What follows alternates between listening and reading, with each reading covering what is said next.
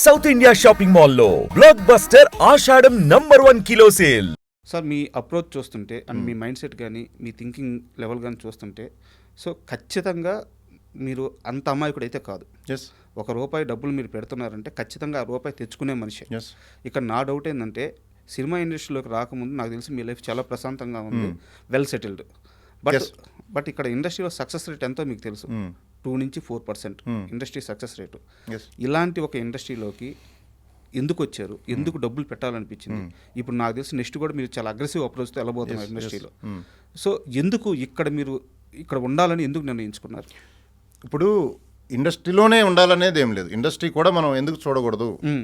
ఇప్పుడు ఏ ఫీల్డ్లో దిగినా నువ్వు చేసే పని ఇంక 10 మందికి ఉపయోగపడాలి.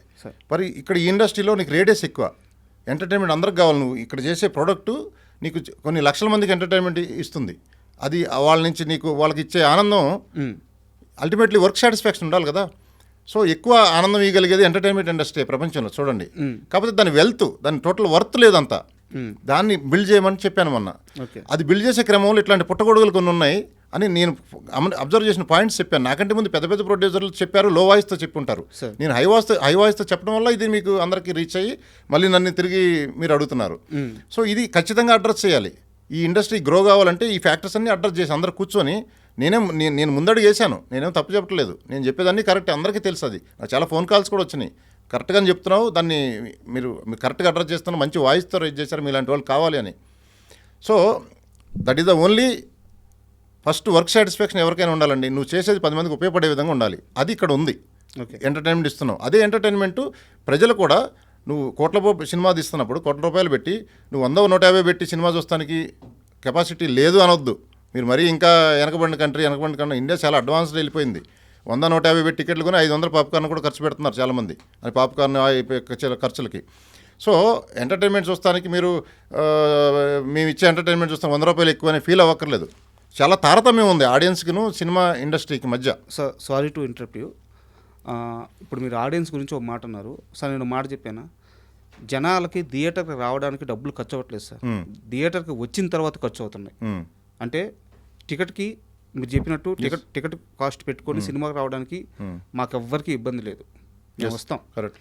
ఒక్కసారి సినిమాకి టికెట్ కొనుక్కొని సినిమాకి వచ్చిన తర్వాత అక్కడ పాప్కార్న్ రేట్ ఎంత సార్? 400. కూల్ డ్రింక్ రేట్ ఎంత సార్? 200.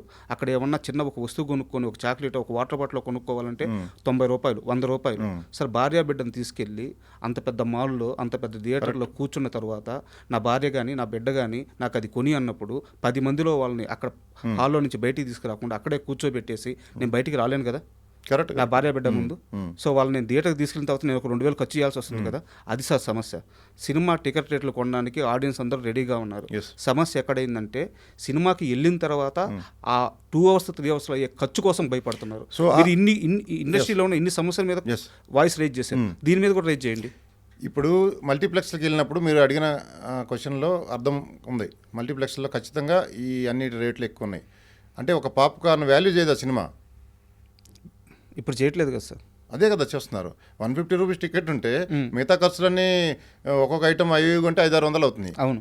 అంటే ఆడియన్ను ఈ ₹150 రాకపోవడానికి అదే పెద్ద one of the main reason. అది దాన్ని కూడా కరెక్ట్గా అడ్రస్ చేయాలి. గవర్నమెంట్తో మాట్లాడి ఈ ఇండస్ట్రీ గ్రో అవ్వాలంటే మేబీ దాని రేట్లు తగ్గించడమో, లేకపోతే అక్కడ పాప్కార్న్ పెట్టే వాళ్ళకి గవర్నమెంట్ నుంచి సబ్సిడీ కొంత ఇవ్వడమో, ఏదో ఒకటి ఒక ఫార్మాట్ ఆలోచిస్తే వస్తుంది ఆన్సర్ దానికి. అంటే నేను ఆ క్వశ్చన్ అడగడానికి కారణం ఇదే సార్. ఎందుకంటే మీరు అన్నిటి మీద క్వశ్చన్ రేజ్ చేస్తున్నప్పుడు కరెక్ట్, అది కరెక్ట్. అది సింగిల్ స్క్రీన్స్లో ఎలా ఉన్నాయనేది నాకు తెలియదు రేట్లు, బట్ మల్టీప్లెక్స్లో అయితే ఈ ప్రాబ్లం ఉంది. నేనే ఫేస్ చేశానండి ప్రొడ్యూసర్ని.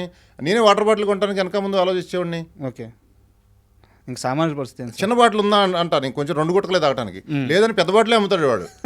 ఇది మాఫియా అక్కడ కూడా తయారైంది.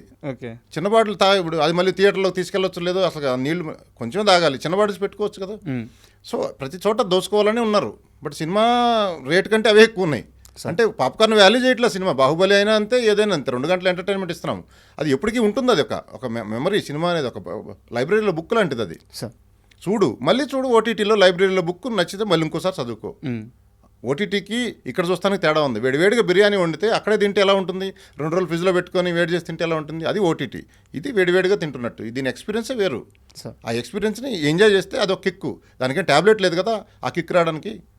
ఎంటర్టైన్మెంట్ చేసి నవ్వుకోవడానికి టాబ్లెట్లు ఏం లేవు కదా, ఏం కనిపెట్టలేదు కదా, 100 కోట్ల మెడికల్ కంపెనీలు ఉన్నాయి. సో ఇటువంటి ఎంటర్టైన్మెంట్ టాబ్లెట్ ఇచ్చేదే ఈ సినిమా ఇండస్ట్రీ, ఈ సినిమా అనేది.